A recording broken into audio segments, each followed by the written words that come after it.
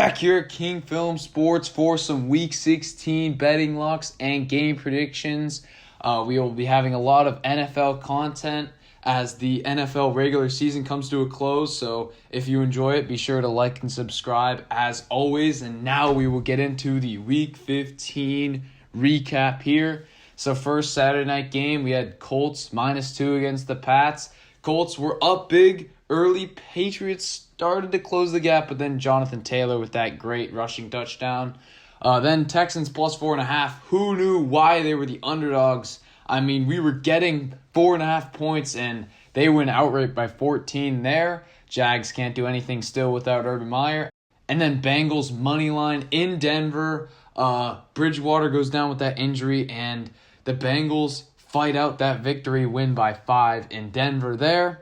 So that's 3-0 on the betting locks.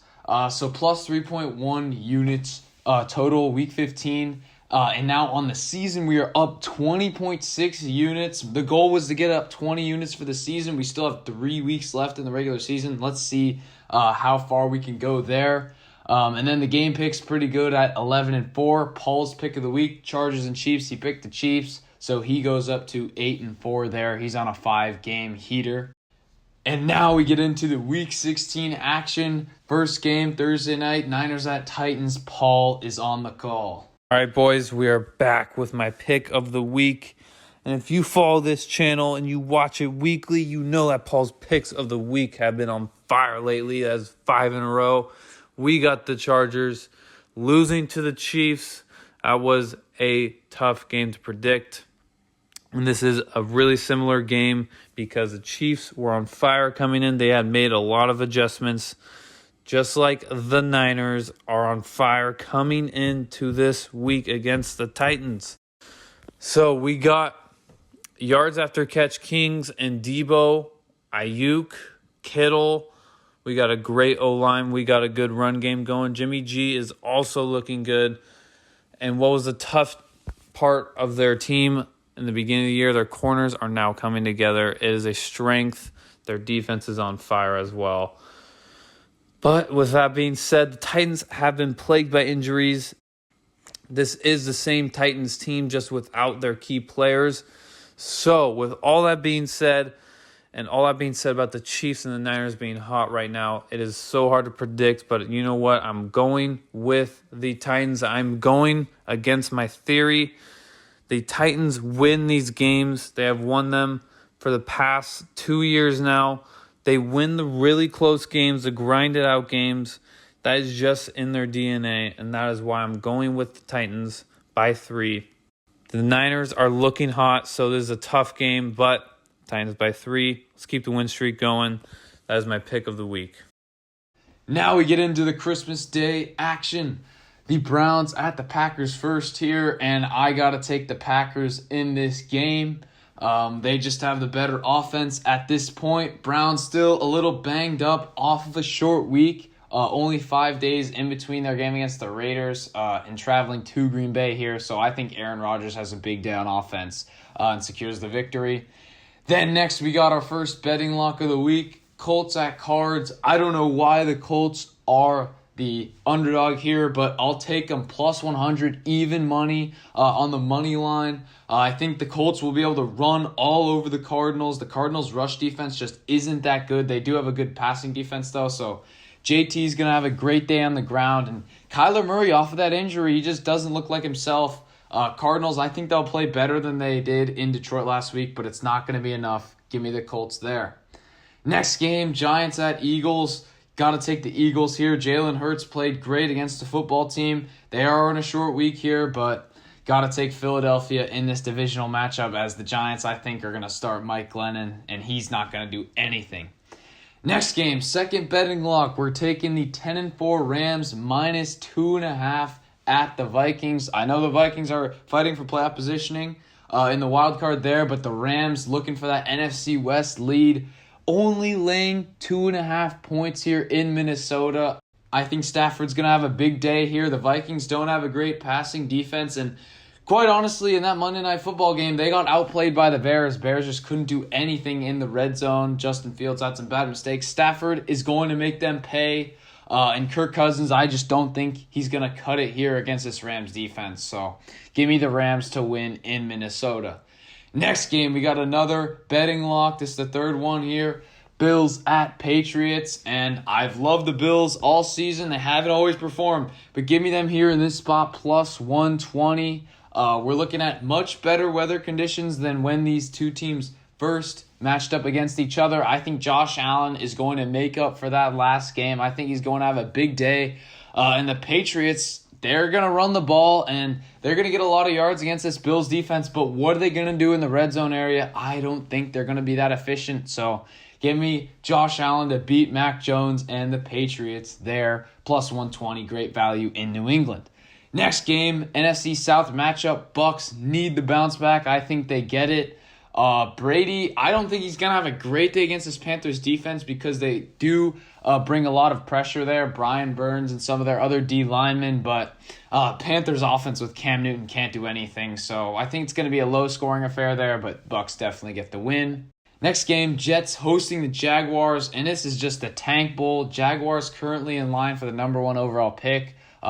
Jets could move up the draft ladder if they lose this one, but I'm going to take the Jets here. They've just been playing a more consistent, better football over the course of the season.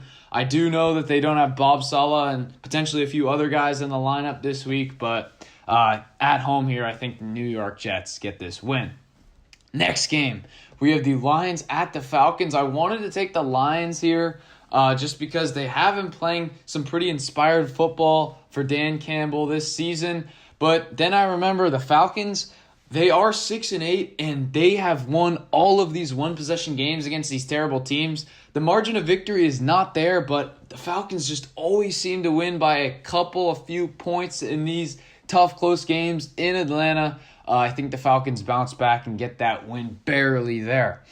Next game, we have the Chargers at the Texans. Herbert's been playing great here. I think he gets the bounce back. They're coming off a long week, a few extra days of rest after that Thursday night football game. I think Herbert has a great day against the depleted Houston defense, and the Chargers get the victory in Houston there.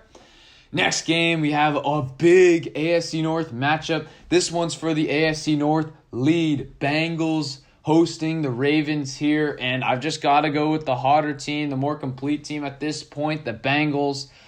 They had a gutsy win last week against the Broncos. It's not what I wanted to see out of them, but it goes in the win column.